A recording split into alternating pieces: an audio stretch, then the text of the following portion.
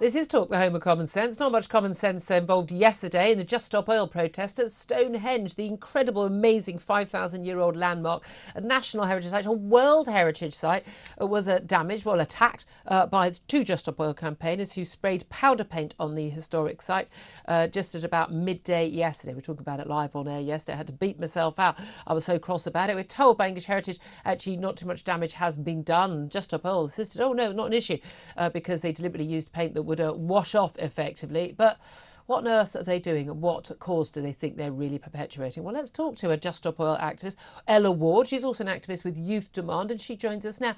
Good morning to you.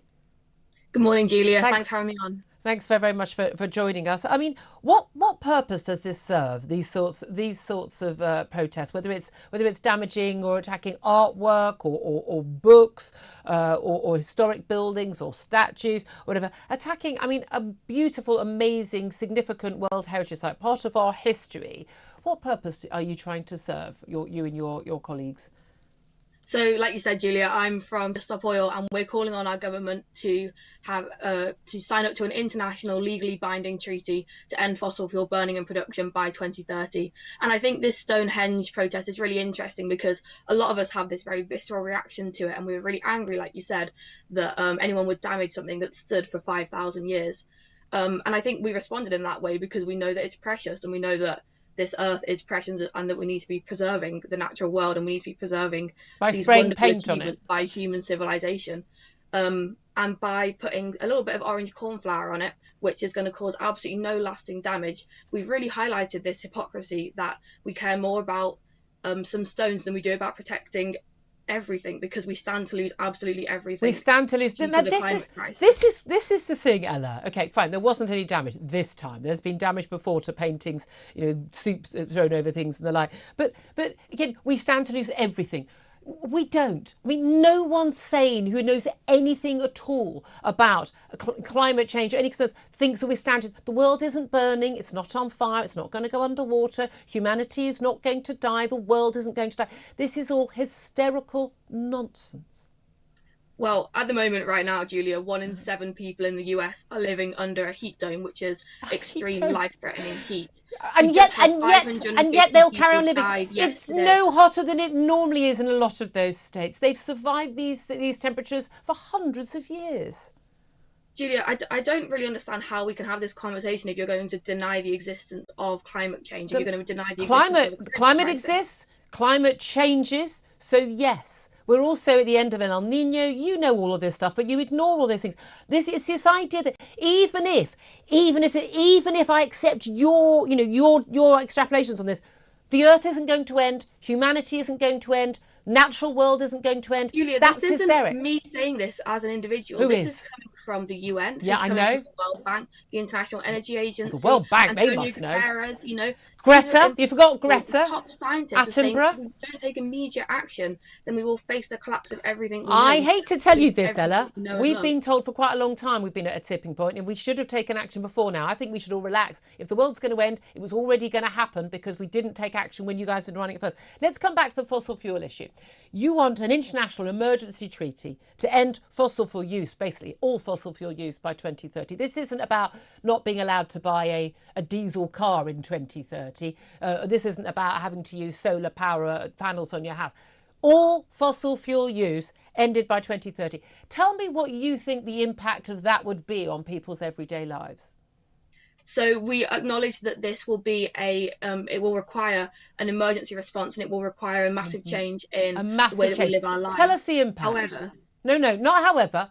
What will the impact be of people not using fossil fuel in 2030? Tell us what the impact would be. What would your everyday life be like and mine? What will the impact be if we keep using fossil fuels? No, that wasn't the question, Ella. Because if we do that, we will face collapse of the NHS. We're all going to die. We're all going to die.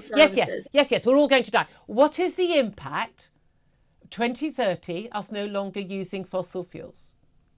So this has been detailed quite heavily on the Just Stop Oil website, and I encourage anyone that's listening. So tell us. You must have read it. You're an activist. Things like funding free public transport. It will include insulating homes. There's a lot more steps to this, but you're absolutely No, right. no, Ella, with all due respect, you're not answering my question. If we don't use fossil fuels, we can't build anything anymore. That requires it. We won't be able to operate trains. Most of our cars won't operate, including, by the way, the electric cars, because electric cars are actually, by the way, they're made using fossil fuels, usually in factories on the other side of the world who use fossil fuels to make them.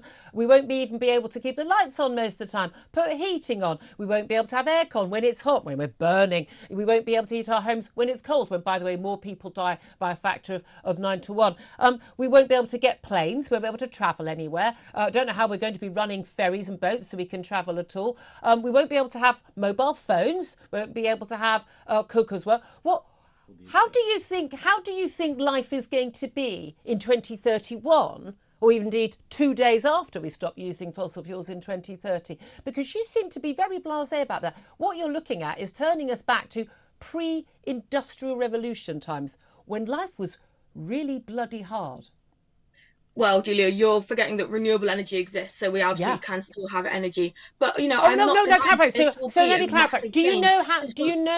Do you know how much the percentage of our actual energy use is renewable energy at the current time, and how much you predict it will be by 2030? I'm aware that it needs to increase, and this is why we need an emergency plan right now in 2024. It's not even all of our 20% need for electricity. So what are you going to do for the rest of it? Julia, this is why we're calling on our government to enact this emergency plan to stop the burning and use of fossil fuels by 2030. This is why we need an emergency plan. You think we're going to be able to replace all of our fuel needs by 2030? It's 2020. We're halfway through 2024. You think by 2030 we'll be able to replace all of our fossil fuel needs with renewables? It's absolutely an ambitious plan, but the alternative is accepting that we're going to be facing mass death. We're going to face. So remind me, how are we facing mass death? Remind me, how are we facing mass death if we don't do this? Well, basically, there's a climate crisis, and we're pumping carbon dioxide into the atmosphere, which is heating the planet to unlivable temperatures. Unlivable temperatures. Nothing in the IPCC report says that. It does. It talks about it doesn't. No, it doesn't. Nothing in the report say that. There's temperatures that humans can grow food inside of, and they can survive within. There is nothing whatsoever predicting any of that. I mean, you need to read up on this thing you care so strongly about, Ella. Julia, we know for a fact that if we keep heating the planet in this way, there will be massive crop failure. This is already actually, we've seen, as you say, the planet is warming. We've had higher crop yields in recent years with a warmer planet. Funny that, isn't it? I just like to say, come on any time. But I do think you need to read up on the subject, which is something you've been arrested, you've even been convicted a few times. You care so strongly about this topic that you know absolutely nothing about, which I find extraordinary. I'll get Philip Ingram's thoughts on this in just a few minutes. Do get in touch if you want to have yours say. This is Talk.